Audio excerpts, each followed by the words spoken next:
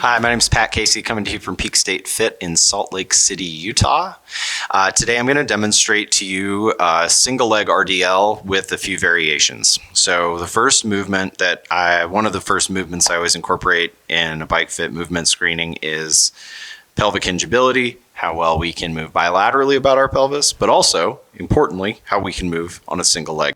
So you'll a lot of times see in the studio, we're performing the single leg RDL, just moving through space with body weight, maintaining pelvic alignment. You always want to think about with body weight or with weight that you're moving that pelvis, imagining there's a cup of espresso on your low back and trying not to spill that espresso. So what I'll do to begin is teach the prompting of the movement from a proximal stability standpoint and awareness, and then give you some cues that you can use as we progress this with weight and then elevating that rear foot.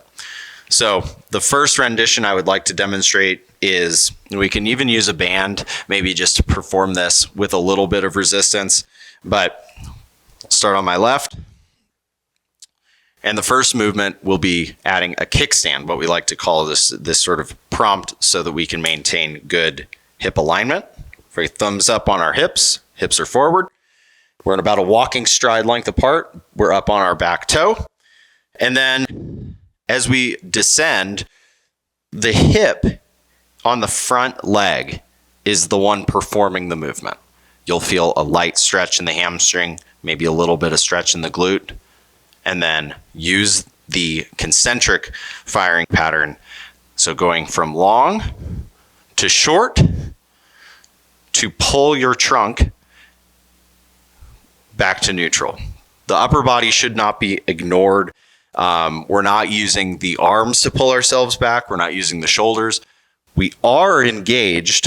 So using the lat and allowing that shoulder to sort of form this wedge between your foot, the axis point of where you're holding that weight, and then this upper portion of our body should be nice and stable to allow our spines to not perform the work of the movement, but all loading into that front hip. Okay, so once we get the proprioception of the movement, again, that is the familiarity of our body moving in space, the activation of the muscles that are performing that movement with good repetition when you're ready to progress. It is a very good rule of thumb to always be pulling weight from as close to the body as possible. So when we're working with a barbell, almost dragging that barbell very close to our shins. We're not dragging it on our shins, but it's important that we're driving force downward into the floor and then coming up with good control, good recruitment patterns. Today, I'm going to perform this obviously on a single leg. So again, we're going to perform this before our progression into elevation of the rear leg. We're going to keep this back leg stable. It's not performing any work, just maintaining that hip neutrality and creating this nice balanced environment so that our pelvis can move in unison with our spine. So as we set up for this movement, square shoulders, square hips. There's a subtle bend in that front knee. This is just absorbing the hinge. We'll engage and just basically maintain this nice control of our shoulder. As we have our hips back, hip comes forward. Nice light stretch in the hamstring and the glute. Press into the floor with that front leg. Our weight shouldn't be coming out in front of us. It also shouldn't be here. This is going to be more of a split squat. So the goal is posterior chain, working that back side of the hip, the glute, the hamstring.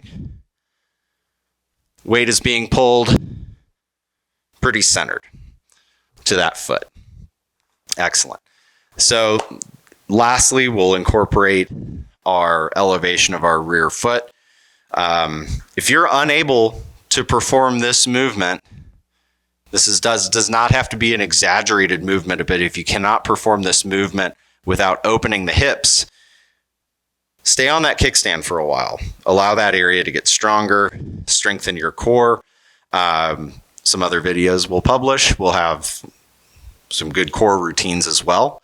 And you can explore those on our YouTube channel.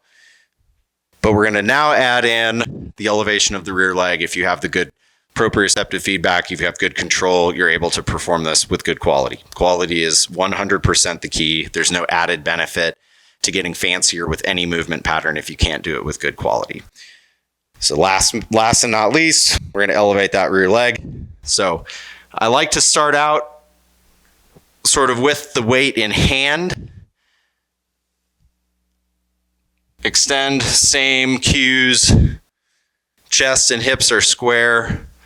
I'm not spilling my espresso cup. And